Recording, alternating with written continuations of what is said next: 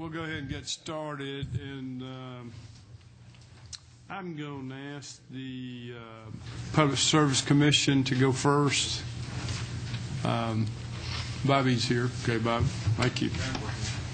And before we get started, I know Bill Edge, you're going to be leaving tomorrow, and we'll let you make some comments as soon as the chairman gets finished.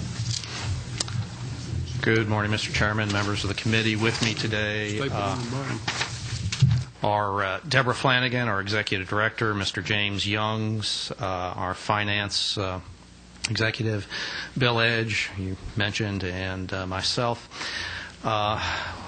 We would appreciate consideration by the committee for our 2008 budget request. The governor has included in his budget funding for 2 pipeline inspectors and their necessary adjunct funding for equipment.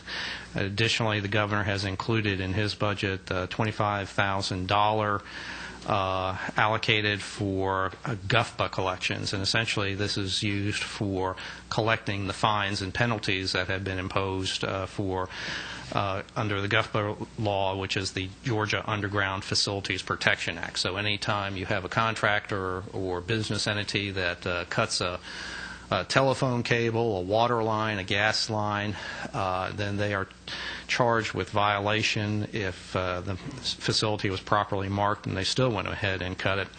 Those fines go to the Georgia Treasury, and I believe we have collected, Mr. Youngs, what was it, over $600,000 that has gone into the Georgia State Treasury last year. So that's money in the bank for the state of Georgia. So this $25,000 is actually a really good investment overall as far as the actual return in dollars back into the state treasury. The commission has other requests for additional personnel for our energy regulation. We have several major cases coming up this year. Probably the 2 biggest deal with Georgia Power Company, the certification process for the proposed 2 new nuclear facilities at Plant Vogtle, and additionally we've got a Georgia Power rate case coming up in this summer, which is a major production for us. We also have several other major cases dealing with Atlanta Gas Light Company, their capacity supply case, the pipeline audit, and then a similar a rate case for Atmos Energy and the Atmos pipeline audit also. So those are some major cases that we have. In addition to our energy-related request, we were given back authorization for regulation of transportation industries, limousine, moving companies, and consensual towing. We have been doing the best we can with the resources and personnel we have to cover the entire state of Georgia. With the number of businesses and carriers that we are charged with enforcement oversight over, it's a little hard covering the entire state with approximately 5 folks, and most of them are administrative folks. We have an awful lot of responsibility for just processing of applications, verification of insurance certification, and just the basic work that goes into transportation regulation. We'd appreciate some consideration if it's available to provide additional assistance in this area. And then if there are funds available, additional personnel for our GUFPA enforcement would be appreciated. We are fortunate in that the governor has a permitted reallocation of some funds for us to be able to hire a 3rd GUFPA inspector, but there are no additional funds associated with the equipment acquisition and support for that 3rd position. I'd be happy to try to answer any questions. If I couldn't, any questions from anybody? Chairman Baker, I know the dealing with the movers and the limousines, I thought we were talking about 3 people. Isn't that what we first talked Yes, about? sir. Yes, Mr. Chairman. But now you're saying 4 new positions? Well, that one of those would be administrative too, sir. Okay. Now, Chairman Ralston's the one carrying the bill, correct? He is assisting us in carrying 316 and 317. Okay. And I have one that hadn't had much luck with, but we're working on it. So well, we appreciate your support in that area, and we'll continue to work with you on that. Just for your information, we have, last time we had talked or had met, we were discussing what the outcome of the rate case with the Georgia household movers. That has been resolved. The maximum rate tariff for the Georgia household movers has been increased by 25%. There's been a provision included for annual adjustments based on inflation, and it appears that everybody is satisfied with the outcome, and we will monitor those tariff changes to make sure that they're being applied fairly, and there will be no additional surcharges. The movers had wanted additional fuel surcharges, but those were not approved in the rate case settlement. Chairman Becker, why don't you tell the committee, of course I'm familiar with the problem, but on the movers and the limousines, tell us the issues the PSC has doing the enforcement after the fact, and then the road movers. If you can do it in layman's terms where they can understand, that would probably help. Under under Georgia law, there is an exception to the regulation of household goods movers. If you're a household mover and you claim you only operate within the confines of a municipality, and most of these are located in larger urban areas like Atlanta, Macon, maybe Savannah, then the PSC has no direct jurisdiction over you as far as the rates you charge or the quality of service or the customer service that you get. And over the years, this loophole in Georgia law has allowed a few movers, it's not tens of movers, to basically take advantage of this lack of oversight. There is technically municipal oversight, but realistically, the city of Atlanta is not going to, the police department is not going to drop everything and go running over to somebody's house when they claim they're being overcharged by a household good mover to see what's going on. So in reality, if you're a customer, you really don't have any immediate recourse or recourse after the fact as far as an unfair charge. And the biggest problem we've run into with getting complaints from customers who have had problems with these movers is being overcharged, being quoted one price up front, and then before your furniture is unloaded, being quoted a higher price and then being told that checks or credit cards aren't acceptable, that we want it in cash, and that's been the biggest problem. So what we are trying to do is close that loophole so that everybody's operating under the same regulatory framework, so that there's a requirement for insurance coverage on all the movers that operate this way. And the Georgia Household Goods Movers Association, there are over 260 companies that are covered by current regulation. They seem to be doing well. They follow the rules. We don't really have problems with those companies because they operate under the standard tariff provisions and they do their job. It's just been this loophole dealing with a few companies that operate in urban areas that claim that they don't go outside the urban area and then fall under our jurisdiction. And we haven't had the personnel to go out there and do the enforcement.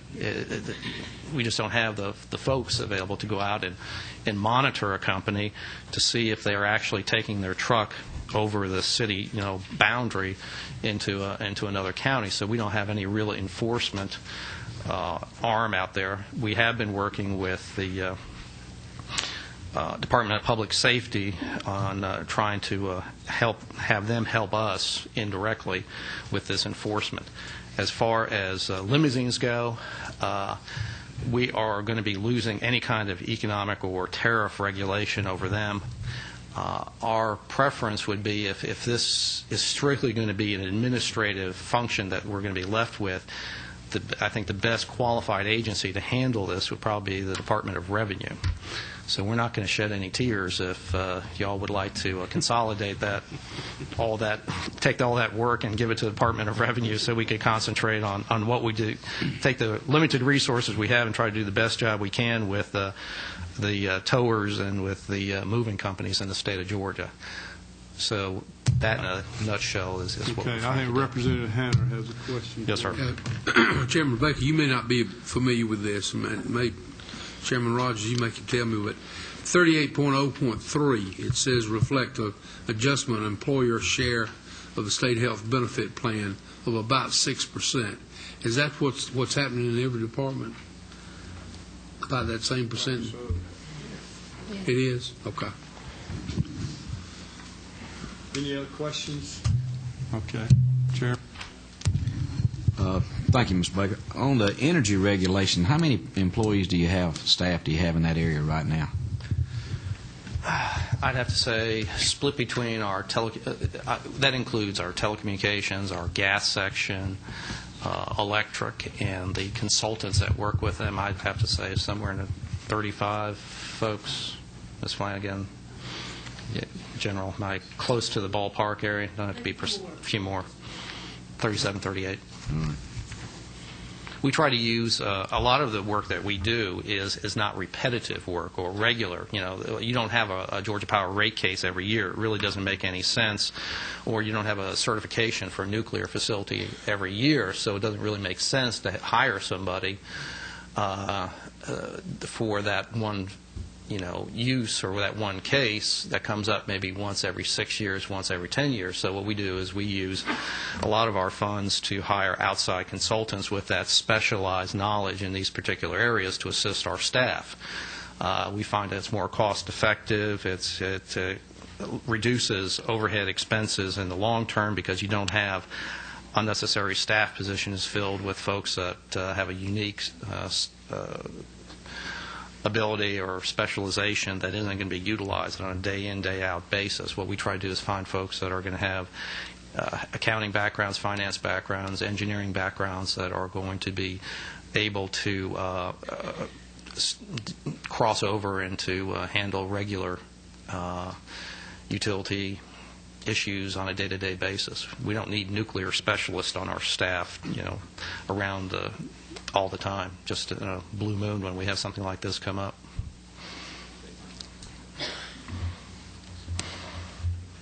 Chairman Forrest. It's not a budget question. I was going to wait till all the budget questions were done. Commissioner. Yes, sir. Just reading the ex parte communications vote the other day. Yes, sir. You guys are looking into that. Doesn't the commissioners, don't they fall under Code Section 29 like the legislators do as far as communication with lobbyists and others and gifts that they can receive and whatnot on different issues?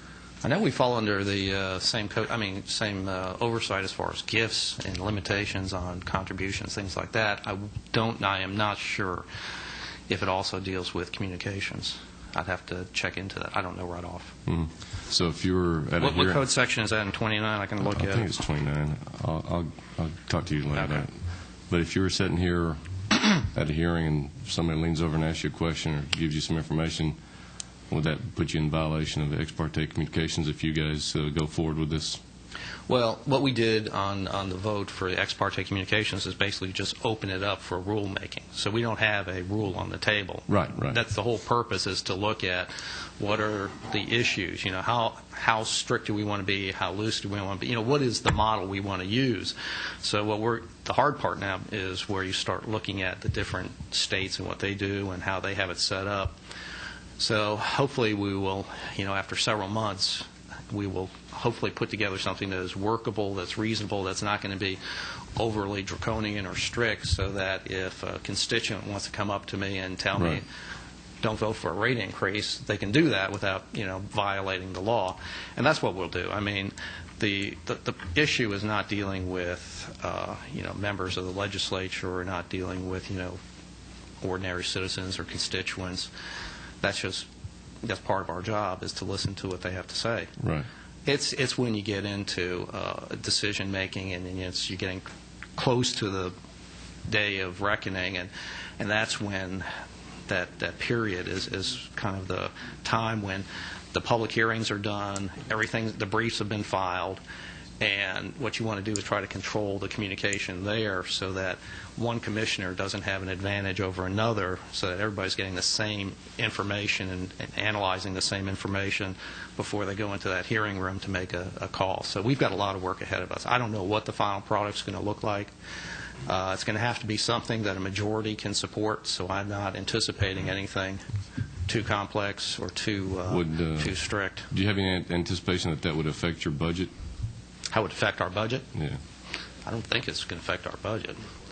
I mean, essentially what we're going to be looking at is just putting probably some rules in place, say, right before, a major case decision. Because I was just thinking more workload, more conferences to attend as a group, since you all have to, you're, like what you said, having to receive the information all at once together, so you're getting the same thing, that it might affect your budget somewhat.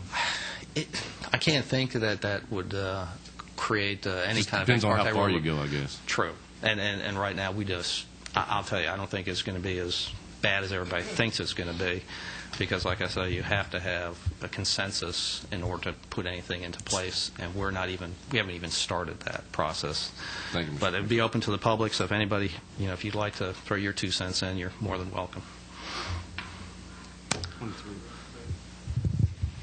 Thank you, Mr. Chairman. I just wanted to, this is probably a little out of line, but I just wanted to let y'all know Bill Edge, who works with the PSC, tomorrow's his last day here. Perfect. Thank you, sir. Shipped out for Iraq. And he's going off to Iraq, so that just because we don't want any sympathy here, and that we're going to be shorthanded, and we're going to need to have the position, an empty position, but, it'll be held for him. We're going to spread his duties around to some other folks on the staff, so hopefully everything will be calm and quiet while he's gone.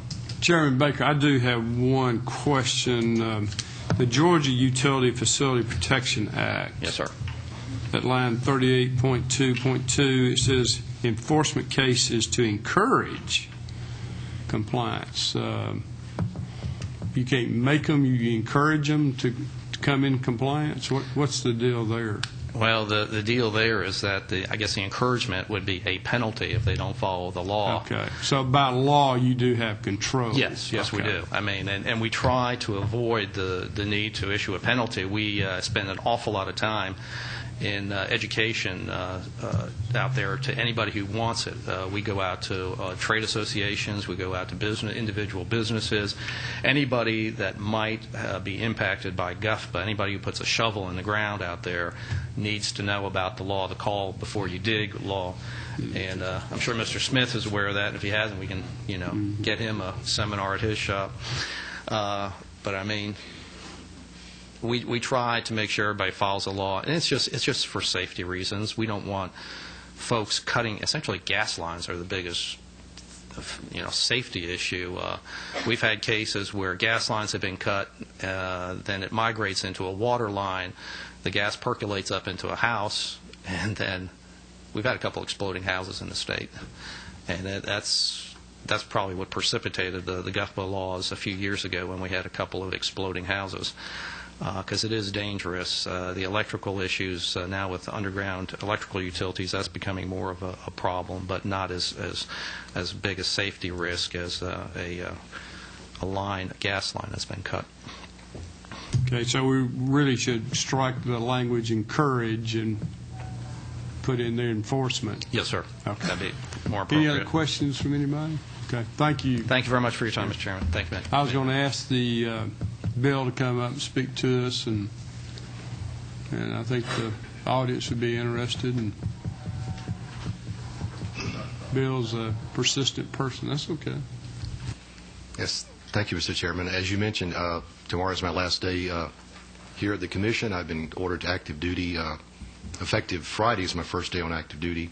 I'll be leaving Atlanta on Sunday for 3 weeks of processing and combat training before probably ending up in Iraq sometime after Easter. And I anticipate being gone about 7.5 to 8 months. Well, we wish you well and appreciate your service to our country, and I think Thank the you. entire committee and people in this room do that. So, do what? He's a Navy commander, if I remember right. Right. I'll be a public affairs officer at Balad Air Base for the Joint Special Operations Task Force over there. So he'll be doing what he's doing here, but over there. Yeah. Similar work, but Got I different don't think kind I'll be of bullets coming at him here. right. I'll have to wear like 60 pounds of armor and Kevlar as opposed to Right. walking around here with the bulletproof jacket. Well, thank you. We wish you well. Thank you. Appreciate it.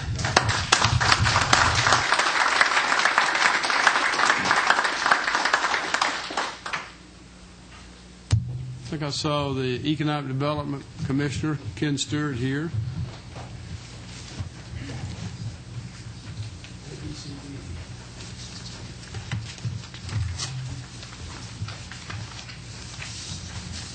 Good morning, Mr. Chairman, members of the committee.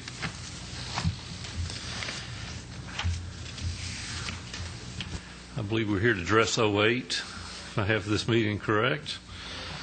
And the tracking sheet, I think, that we're dealing off of is listed as Section 22, and I'm not sure the page number you have. We just have one major issue in this. There's a few changes, and I'll address some of the minor ones actually first. There was a one-time $1 million appropriation last year to essentially fund the development of our bioscience or life sciences initiative for the state. That was taken out of the budget so that it was not a continuing item, which was the right thing to do. And so you see a negative of $1 million there.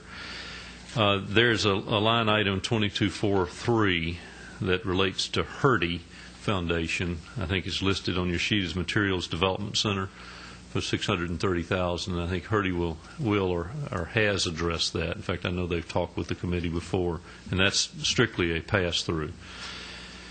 And I think the other items are still rather minor, and they're both additions and deletions. But the major one that we have is the $5.1 million for the funding of the Global Georgia Initiative. This started out, the initial recommendation on this was for $6 million for the funding of the Global Georgia Initiative that we laid out and recommended to the governor. It got reduced by a couple of project managers and a trade specialist, and also the location of one of the two offices that we were recommending funding for. And so the current initiative is for $5,100,000 that you see in your budget. Mr. Irving, would you tell him I'll call back?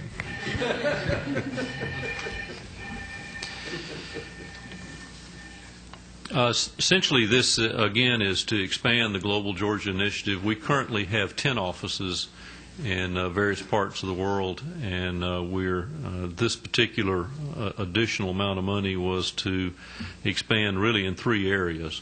One is in Asia, which is defined roughly as India and China, although it's a much broader area than that, as I'm sure you all know. It's also designed to expand our reach and presence into Canada, which is currently our largest trading partner by far. And we have currently a very good relationship with them, but the trade opportunities are very significant with Canada as well. And then lastly, we're trying to exploit our presence or a presence in California. At one time, we had a trade office in California. As you all know, I'm sure the cost of doing business in California is substantially higher than it is here in Georgia.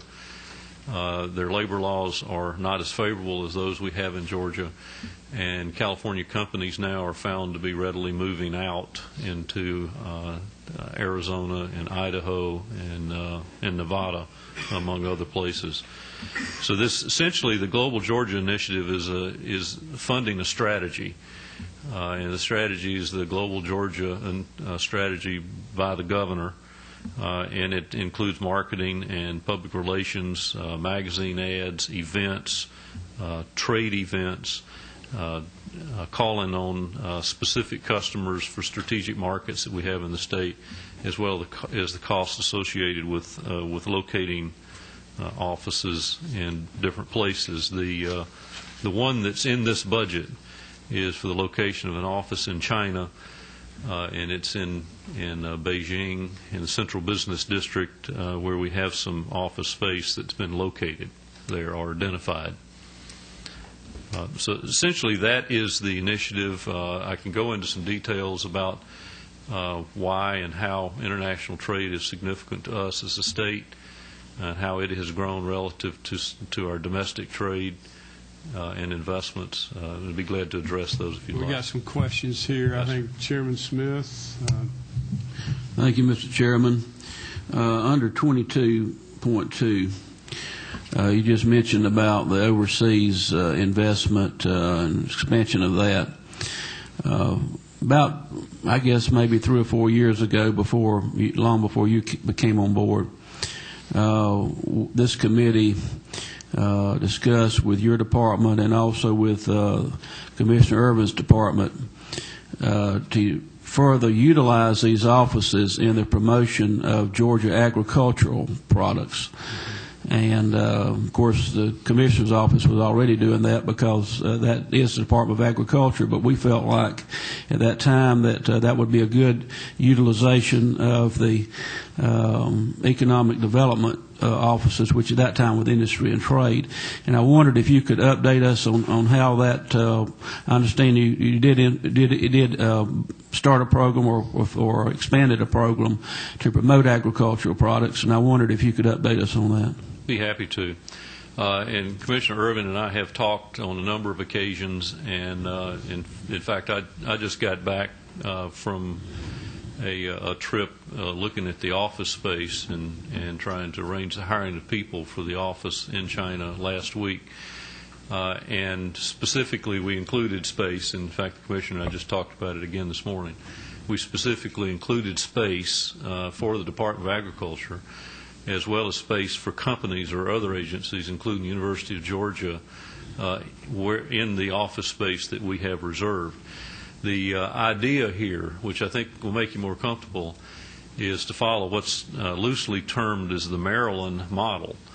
And the state of Maryland, about 10 years ago, created an office actually in China that included, it was really a for-profit corporation that did it, that was wholly owned by the state of Maryland.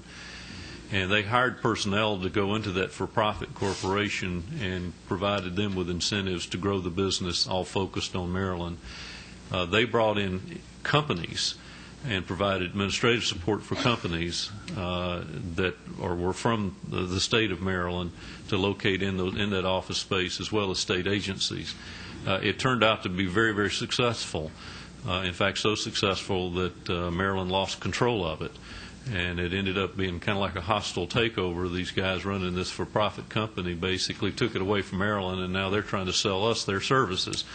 Well, that's not exactly where we want to go, but the foundation of the model makes an awful lot of sense, aligning incentives for people there, including companies in those offices with them, providing a common source of support for both investment and trade, including the state agencies and the universities, all in one office with one common support staff.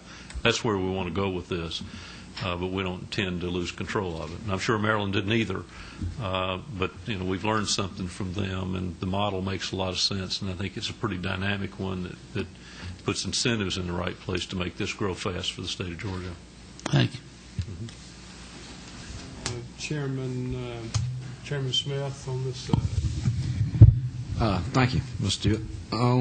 Of that $5.1 million, what do you see, if that were to go through, what do you see next year to maintain this expansion? What do we see in the future as far as what that dollar amount might be? On the year over year, so how much of this is one time and how much is a continuing amount of the budget? You know that off the top of your head, John? I've got it here, I think. Just 1 second. Yeah, I mean, hopefully we would like to see it as a continuation because we have 5 individuals in that, which would probably be with benefits probably in an amount of about $300,000 maybe. But then you're talking about marketing for Canada, Europe, and the Asia initiative. So you're talking about marketing, give these offices collateral material, trade events, and things of that nature. So it's to continue that. This is a request now, but we hope it will continue because we're not being able to provide the marketing material, the collateral, these people to attend trade shows and things of that nature in these countries. And that's true. And to be specific, there are some one-time costs to start up anything. And looking through the detail that we have here, we've estimated those costs to be $250,000 for the startup amount. The vast majority of the money we're talking about here, again, relates to salaries and to marketing and to the cost of trade missions in these areas. So the one-time piece is pretty low. We're renting the offices, so we don't have a lot of upfront expense other than a little bit of furniture. Representative Roberts? I'm sorry, Mr. Chairman. Both of them Representative Hunter? Yes, sir. On 22.7.1, eliminate pass-through funding for Historic Chattahoochee Commission. What did we do in the supplemental? The full for next year. Okay. Thank you.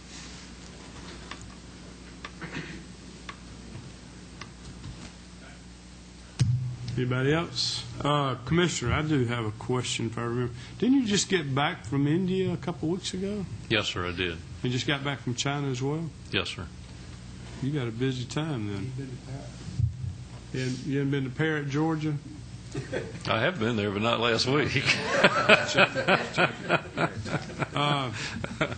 I remember when we were working on the 07, your office has an office in Africa. Isn't that correct? Historically, there was an office in South Africa, as I recall. You guys can give context, but that was closed some number of years ago. Oh, it was closed down? Okay. I just wondered what we did over there. I didn't know. So. And it actually was a contractor, so we didn't have an office. It was a contractor. Basically, they're required to provide everything to us. Okay. And also to follow up on that, just to make you more comfortable, we found that we can be a lot more nimble in terms of how we do our business by the hiring of contractors. Mm-hmm. Out of the 10 offices that we have now and the people that we have in all those offices, we only have 2 employees. One of those was located in Munich and one is in Japan. Outside of that, all the balance of them are contractors, and that works out, again, to be allowing us a lot more flexibility. Okay. Well, one thing I want to mention to you, and I know you've been busy, during the 07 process, we needed more information on some, like the Resaca battlefield, and it took us a while to get it. So we're going to be on a fast track this week and first of next week. So if we need something, if you encourage your staff to get it to us as quickly as we could. Will do, Mr. Chairman. Good. Thank you for being here. Thank you. Okay, Tommy, you want to go next?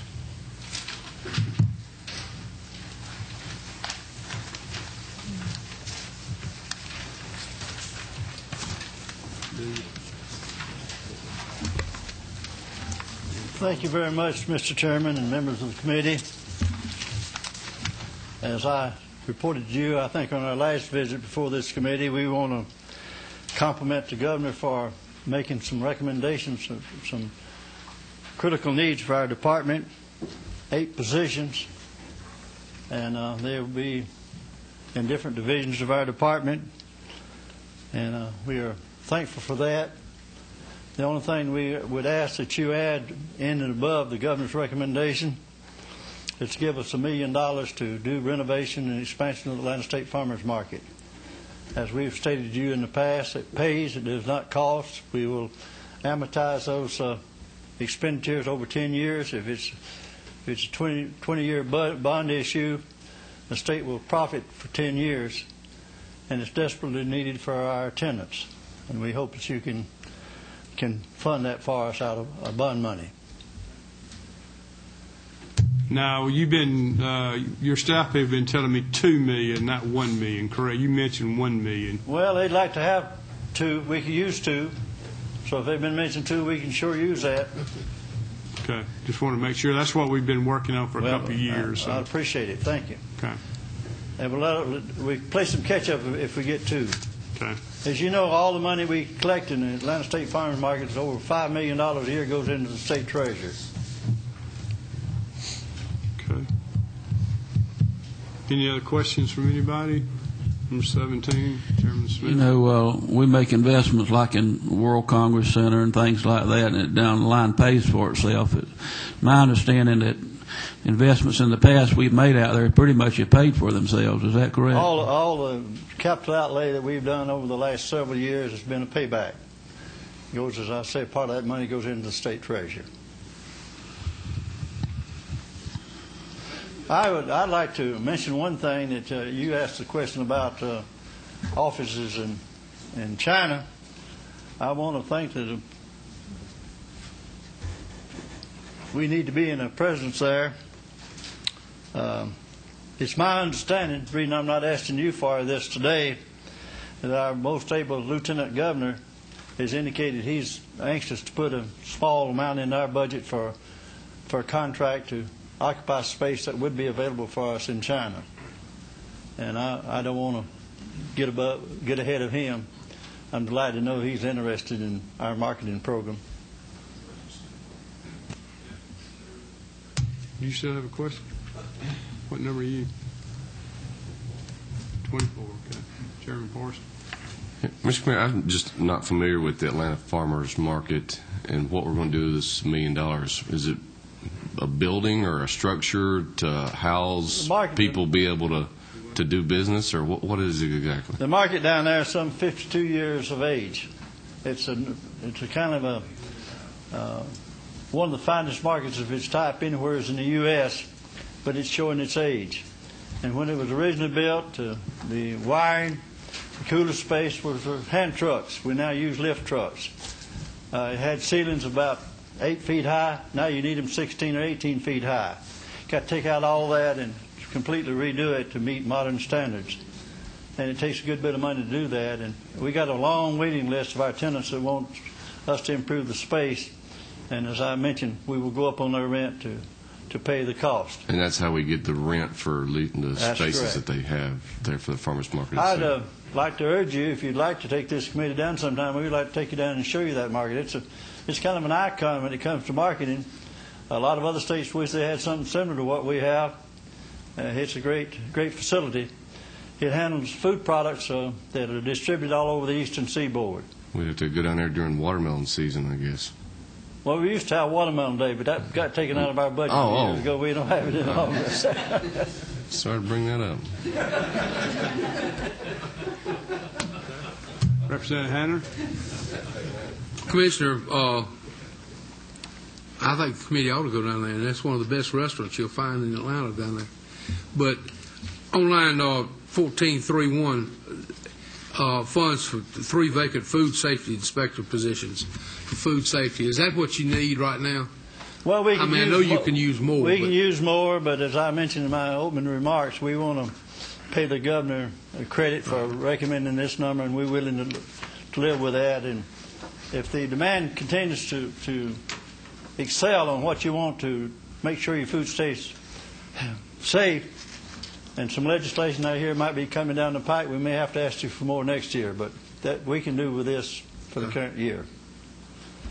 We have the 8 positions.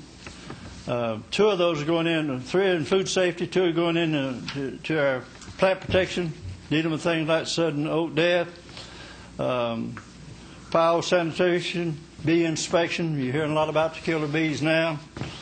1 dealing with poultry, dealing with avian influenza. And I know, Mr. Chairman, that you have great interest in making sure we do that right. Meat inspection, 2 positions in that.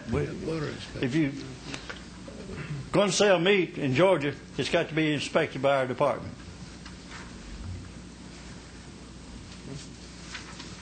Okay, is that you, Tommy? Yeah. Just to follow up to Ron's question, I know at one time, and I just want to ask you, I'm assuming this is still the case, out there at the farmers market, it provided a great outlet for our South Georgia farmers and farmers from the furthest reaches of the state. Even though it's in Atlanta, they come and bring their products there. I assume they're still doing that. It's one of the real success stories that we have. We're very proud of the success that we're having at the Atlanta State Farmers Market. Product comes there from all over Georgia, but all over the South, and certain seasons of the year all over the world. You can get fresh product handled through that market 12 months out of the year.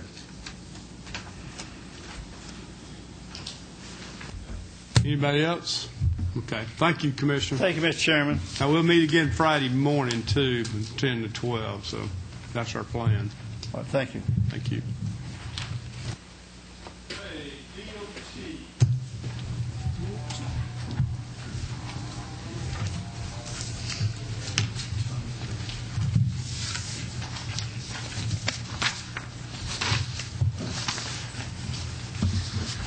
Good morning, Mr. Chairman, members of the committee. What we're going to talk about is our 08 budget recommendations. I believe they're on page 341 of the governor's budget report. Do we have handouts for all of these?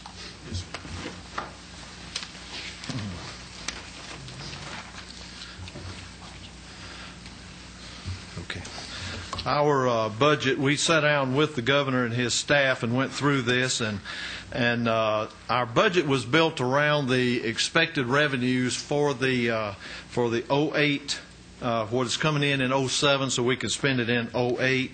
Our expected state tax on gasoline is just over $922 million is the estimate.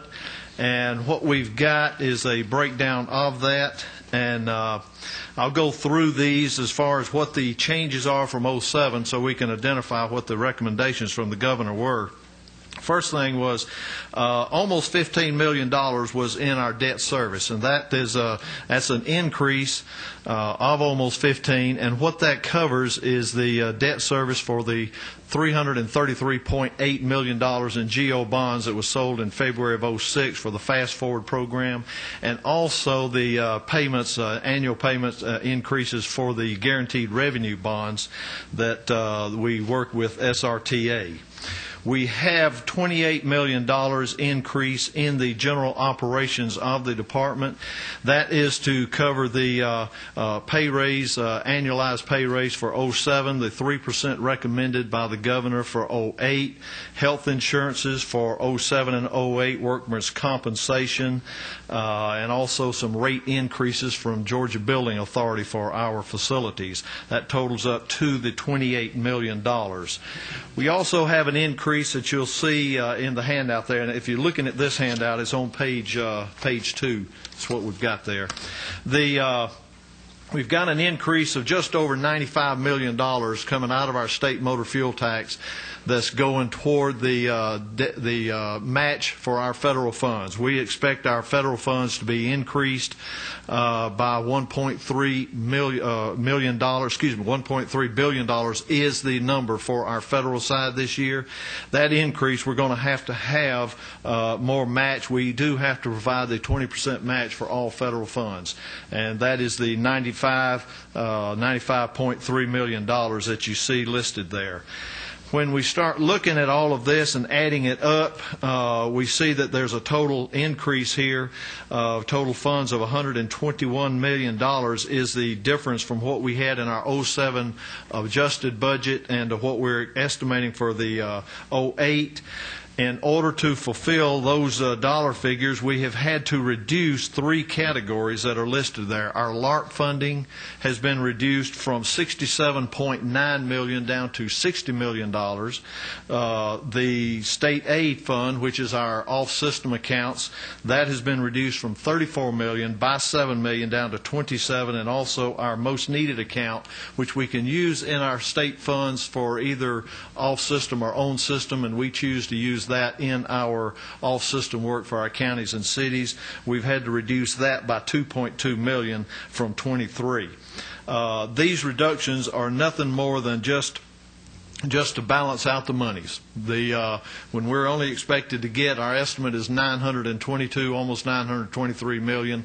The categories listed up at the first, the debt service, the operating department, the matching general funds, those things are required by law that we have to cover, so we just don't have but just so much left, and that's the reason we have had to reduce the LARP, the own system, the LARP, the most needed, and the off system. I said the word own system in there, and you'll notice there is no own system money in the 08 budget. We don't have anything in there to cover our state route resurfacing, cover our state route work. There's not a penny in there. It's all off system. Are there any questions there? Do you want me to go forward?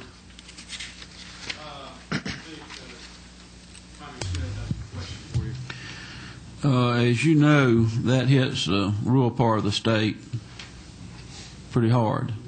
It does. And a lot of our little counties and cities now are struggling with dirt roads and all that.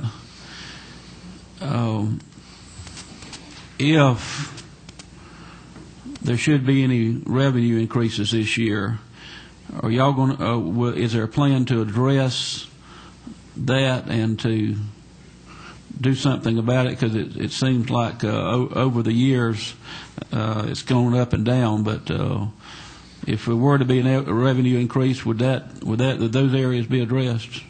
Yes, sir. You're talking about some type of a tax increase, revenue increase from what's coming in? Yes, sir. We would roll it in. We operate on a formula basis, so it would go up proportionate to that also. Well, so, yes, we would. And if there is no revenue increase, I'll just go one step further. If there's no revenue increase in next year's supplemental and there is more revenue that comes in than what is estimated, it will be rolled in also.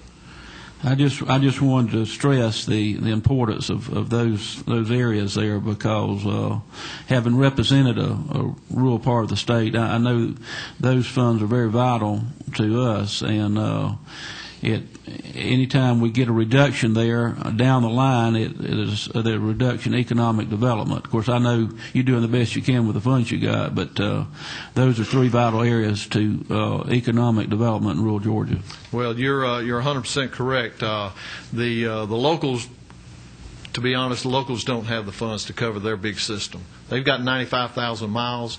We know that, and we try to make it go as far as we can with what's given to us. Representative Hanna. Commissioner, off the top of your head, can you go think back and tell me basically what do you think the highest, the most amount we put in the LARP program and the least amount? Are you familiar? I mean, over the last years. I probably can be pretty close. The highest amount is what we were in this year and last year at $67.9 million. Okay. The lowest wound up right around $22 million, and that was somewhere around 2001, I'm going to guess. It started off with about 17.9, somewhere in that neighborhood, and through your process, you raised it up to around 22 to 23. That was the lowest that we had in the LARP program. But it's steadily gone up since then. Well, it has come up since that bottom out in the early 2000s. It has come up from back to the level. See, throughout the decade of the 90s, with the exception of 90 and 91, it was right at 38.6. It stayed level at that until 99. Then it jumped up about $4.5 million. Then it dropped back down. Okay. Anybody else? Representative Forrester. I want to move ahead to the next page here on slide number 3. Okay. You had mentioned that there was zero monies for most needed in 08, but on your slide it shows 20-something million for the most needed in 08. No, if I said zero in most needed, I was in error. It's zero money in our own system. We've got most needed is what we choose to put into local government needs along with the off system, and it was set at the 22, or excuse me, almost 21 million is what we're looking at for most needed, and then the off system is 27, but the own system was zeroed out. I misheard you, I guess. Well, I may have misstated. I believe you misstated said it right. No, I believe you said it right. The on system was zeroed out. And so that's not even listed on this next chart. It's not listed, no. So what you're seeing on chart number 3 is just our local government expenditures, and it shows you that through the years, the blue towers there, the blue towers are our LARP program, and you can see that through 2003, 4, and 5, they were right at the right around the $38 to $40 million range, and then we went up. The governor put $60 million. I may have been in error. $60 million in 06, 67.9. Because you added 7.9 this past year, the year we're in today. And so what we're proposing is to go back to the 60 level.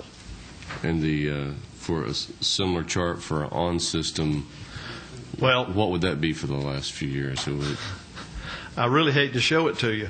Last year we had somewhere in the neighborhood, I'm just going offhand, about $30 million, somewhere in that neighborhood, maybe a tad more than that. About 6 years prior to that, it's been zero. Our state route resurfacing, back in the 70s, early 70s, we had the worst system in the country, or in the southeast. Our board said we do not want to build something we can't maintain. By the middle of the 70s, they had adopted a policy that says we're going to try to resurface 10% a year. Right. That just because asphalt lasts 10 years on average. All right. We got up to where we were the best rated system in the country. We've maintained that. We're still in that top area. But what has happened is about 6 years ago, we went from about 10 to 12% resurfacing down to 5 or 6. We've stayed at 5 or 6 until this year. This year we're at 2.8%, and that's all we've done. And we're out of money on our own system for 07. Is there any suggested recommendation for? Well, we have money in our 07 amended budget to address that, yes. We've got a request in for about, the governor recommended about 53, and we were very appreciative of that, just because we're at the 2.7 or 2.8%. But that doesn't affect past projects already let, or does it? No. Like in my area, we have Highway 41 resurfacing from Ringo all the way to the state line. That if it's already funded, if it's already let to contract, that's in that 2.8% if it was this year, or it's in that 5 to 6% if it's in the past couple of years. Okay. But no, what that affects is what's coming up. We just can't look at any future projects just because we're out of funds there. That's the reason we put it in our supplemental, because we did have some additional revenues come in 07. And that additional revenues, part of that is the gas tax revenues, the $95 million that we're going to use for matching funds? No, sir. No, sir. That $95 million for matching funds, now we do put a little bit of our state route, or our federal dollars on some of our state route work, but most of it's on the reconstruction stuff. That $95 million is just to match the federal dollars that we've got that we have to provide the 20% match for. What we're doing, what we're talking about here is our state capital program, state funded alone, to going toward either our own system or our all-system work. Okay. Thank you. Anybody else have a question? Thank you, Mr. Commissioner. You want to go to the... Go ahead.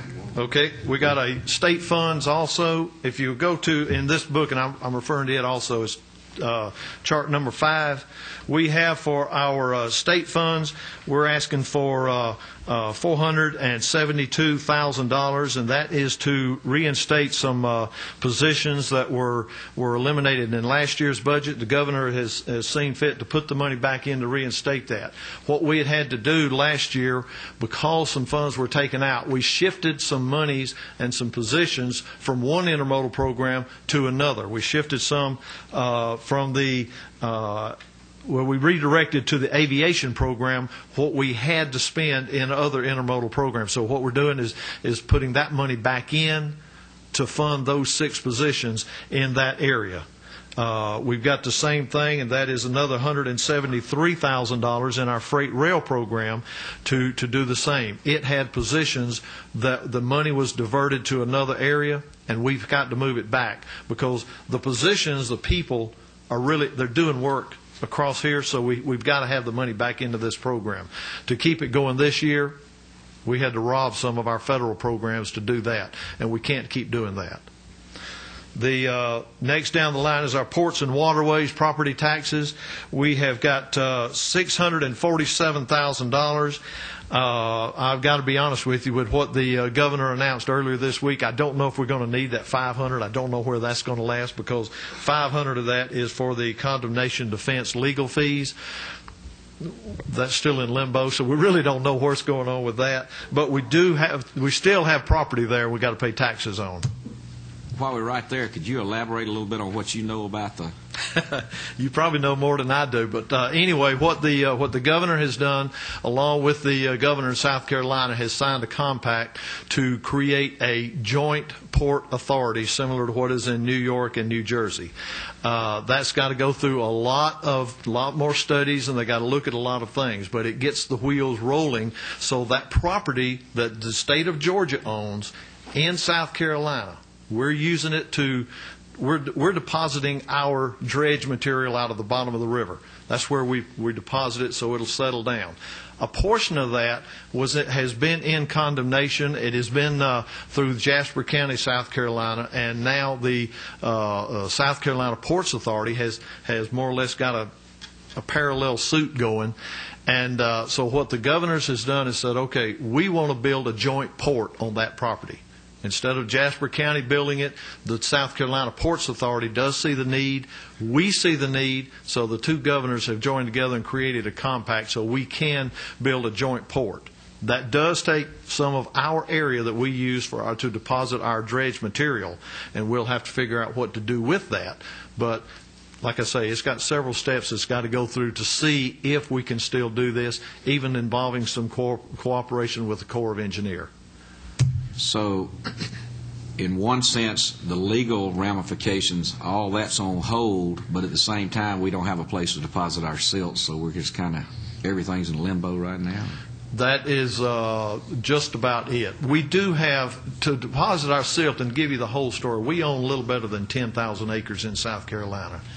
Almost 6,000 of that is suitable to put dredge material on. The other is salt marsh, and you can't destroy it, so we can't use it. We just pay taxes on it. Out of that 6,000, 1,800 acres is being identified as a potential port site.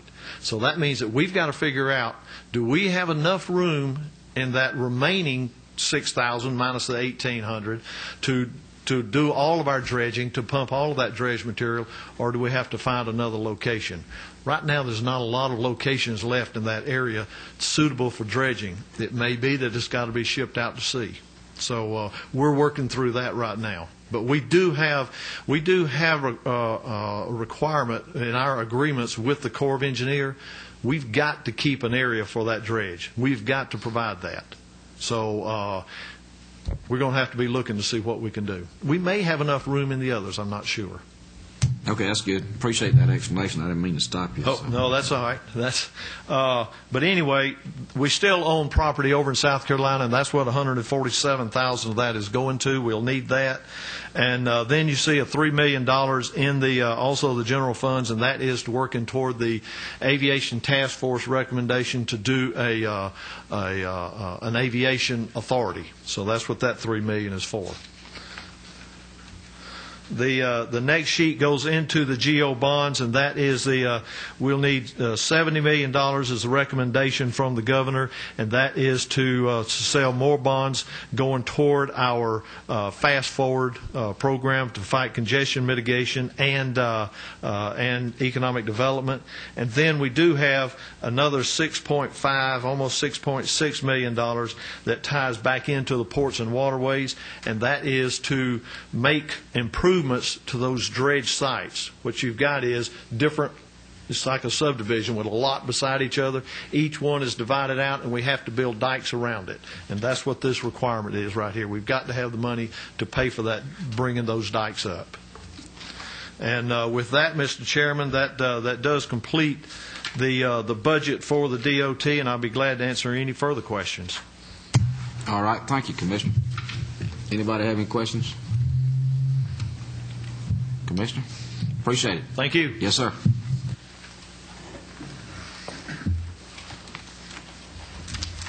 Did they get that back? 1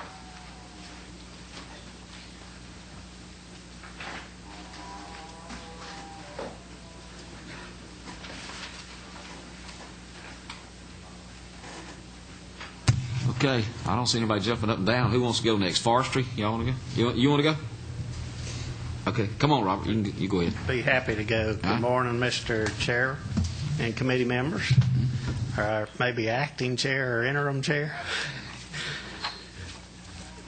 We're here, and the Forestry Commission does support the governor's recommendations for the budget outline on Section 25, page 8, and request that this committee support that budget request as well.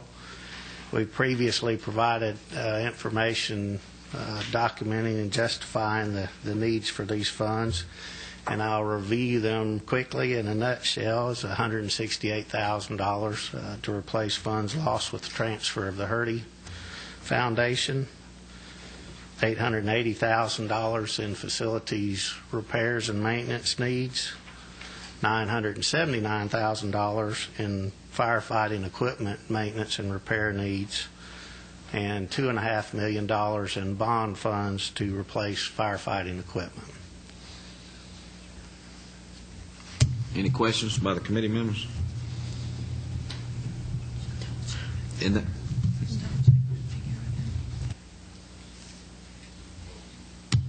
On that line 25.1.2, funding to address the facilities, is that $860,000? Is that right? Yes, sir. Yeah. Okay. And how, on the $2.5 million in bonds for equipment, can you give us a number of? Is it all enclosed cab firefighting bulldozers, or is some of it trailers and trucks, or have you got a breakdown? It's a mix of all motor vehicles, Type 6 engines, crawler tractors, lowboys transports, okay, and truck tractors. Do you have those numbers, Dan? Specifically as the breakdown? Lowboys, 15 crawler tractors. I'll tell you what, maybe if you just get a list of those and you can get them to the chairman, and he'll get them to each one of us. That'll kind of give us a breakdown. You got anything there for recap tires, or I'm just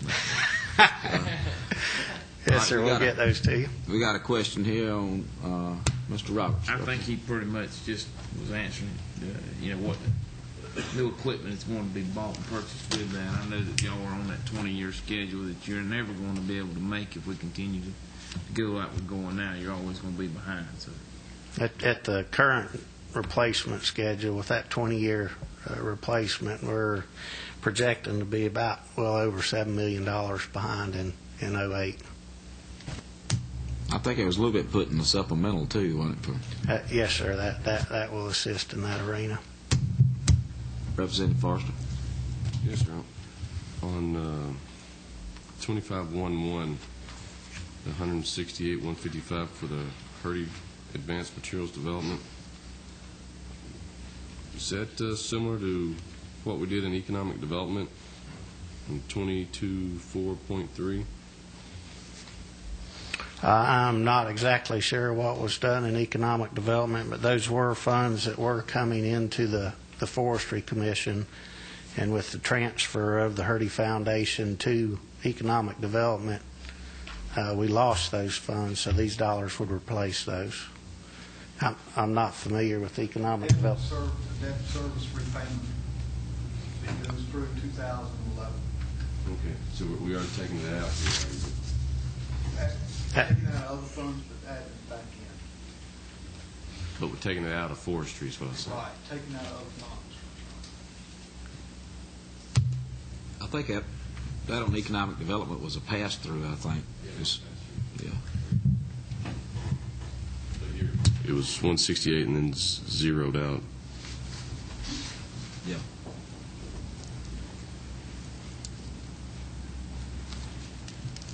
Who has that? Okay, and Holly's not here. We'll get you an answer. Okay. Get you an answer. Thank you, Mr. Chairman.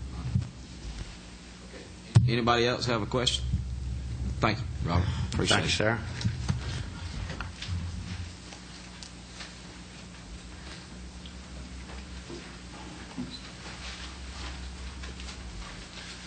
Good morning. I'm Rick Brooks, representing the Commissioner Beatty, who apologizes for his schedule conflict, and I'm here to represent the Department of Community Affairs.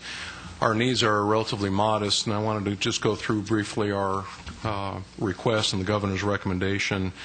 Some of these items you're very familiar with, I think, already. On 1631, there's some $206,000, which is really the tail end of a 15 to 18-month effort to assist every city and county in the state that requires or requests some assistance with the 2010 census, to make sure that we have as accurate a population count as possible. Most of the money, about $1.3 million, as you may recall, is in the FY07 amended budget. Another item on 1681 is for a rural economic development position.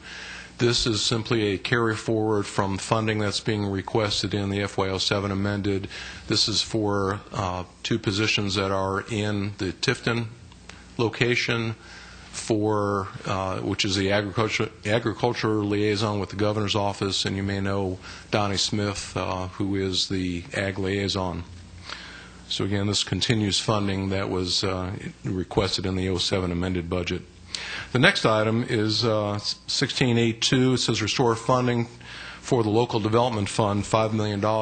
This is a competitive grant program that the Department of Community Affairs has operated, quite frankly, on and off for the last several years. There was $1.5 million in the FY06 budget. There is no funding in the current FY07 budget. This is, as I said, a competitive program for cities and counties. The grants are typically in the $10,000 to $20,000 range for, it varies, but it could be for downtown redevelopment efforts and other local development efforts, rehabbing some facilities and the like. The last amount of funds that we had was $1.5 million, in FY06, and we were able to make 79 grants to cities and counties, and this would continue that type of competitive program. On 1612.1, this is a request of nearly $57,000, but this really is a transfer from elsewhere in DCA's budget. This is not additional money. This is not new money. This simply trues up the personal services budget for our downtown development staff, as well as adds a little bit of money for telecommunications and for contracts. This provides services to the central business districts of our communities to help with the desired needs of those communities. And this is just an area where funding has been shorted over the years, and we're just trying to get the pot right. And the last item I wanted to mention is 1631, which is additional funds for REBA, the Regional Economic Business Assistance Program. This is also continuation funding that was requested in the 07 amended budget for the redevelopment of Fort Mac, Fort Gillem, and the Naval Station in Athens. And really that concludes my remark. Oh, I do have one other thing, excuse me. Something that is not on this sheet, and something I know that we have talked with the House Budget Office about, and that is to transfer a little over $179,000 from one program called administration to another, which is the Federal Community and Economic Development Program. I consider it more of a housekeeping thing. Commissioner Beatty did a minor restructuring at DCA and moved some positions around, and this simply moves the dollars where the positions should logically be placed. And that concludes my remarks. Okay. Representative Roberts. Thank you, Mr. Chairman. Last year, there was some money that was put in the budget for the Civil Hair Legislature. Didn't that go through y'all's budget last year? I honestly don't recall unless it was in a local assistance grant. Okay.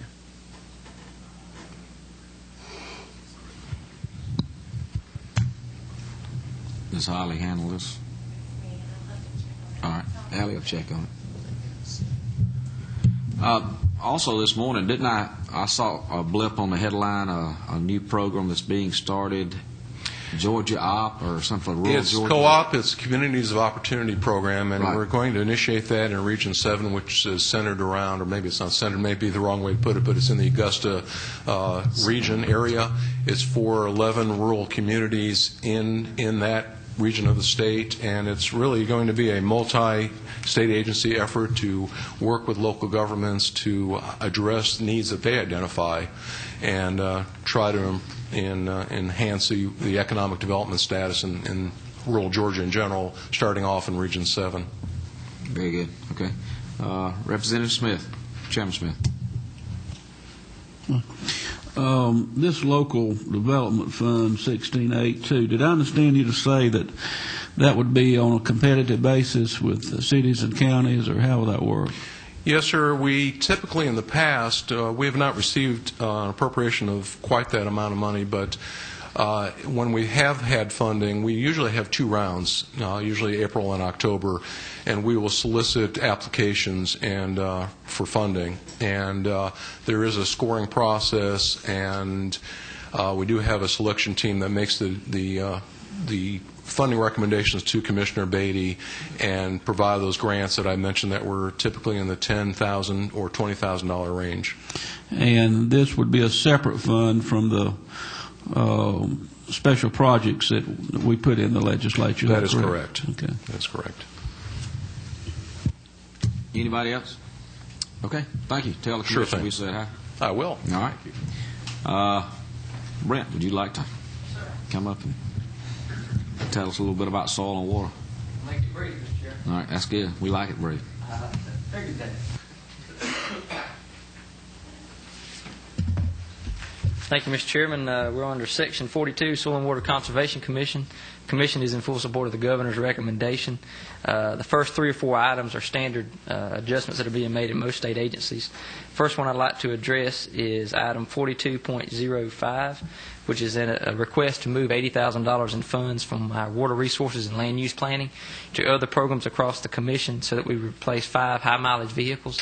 All the vehicles have over 150,000 miles, so it's not an additional request for funds, just asking to move those funds of $80,000, so a net change of 0. The only other change is item 42.3.1, which is a change in fund source. We're asking to take $266,000 that we've been getting in a contract from DNR for our erosion control certification program. We're asking to change that to state funds, so we will no longer get the DNR contract in 08. It would be a straight state funds addition to our budget, but no increase in funds, just a fund source change. Those are the 2 changes that I wanted to discuss. If you have any questions, I'll be glad to do that. See, we got one here, Mr. Forrester. Yeah, Yes, sir. I have a very well-maintained 98 Crown Victoria that you might be interested in. You can see me later at the meeting. I think I'm driving a 98 Oslo now, so we might be in the same type of vehicle. Thank you. Anybody else? Brent, thanks. Thank you, sir. It. Appreciate Yes, the time. All right. No, we got Greta. Mr. Keys, I didn't see you sitting back there. Would you like to go ahead and present? Yes, sir, Mr. Chairman. Our budget is actually under the Department of Community Affairs for administrative purposes, as the Greta law specifies, and Mr. Brooks covered it. So unless you have any questions, we'll be glad to respond. We are fully supportive of the governor's recommended budget. Thank you. Tell Mr. Stansel we said hello. I will, and he would be here except for our board is meeting right now. Very good. All right, Thank you. World Congress Center. Bill, I'm looking all around. Bill's sitting right in front. Good morning, Mr. Chairman. I'm Bill Miller with the World Congress Center. There were no items in the FY08 budget affecting the Georgia World Congress Center. As you're aware, we do not generally ask for operating funds. We had put in some requests for some bond money for some special projects. Those were not recommended. We'll probably be amending that and coming back to you next session. Thanks, Bill. You got something big going on over in your area in April. The Final Four, does that happen over in that area somewhere near? Where do they have that in there? Final Four. Final Four. Is that a football game? No. We have a lot of them around the dome. Yes, sir. We've been working on that now since March of last year, and that will be a very exciting event, March 31st and April 2nd. Okay, a little free ad there, I thought. Okay. Thanks, Bill. The Ports Authority. They didn't close our ports, did they? No.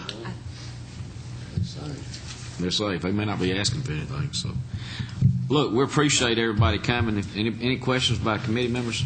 I know you probably got the schedule from the chairman. We meet again on Friday at 10 and 5:06. All right, Friday at 10 o'clock at 5:06. We're in 4 now, right? Up one floor. So, see everybody Friday morning. If you have any questions, make sure to contact the chairman or some of the analysts. They can help you out. Move to adjourn. Move to adjourn. Thank you.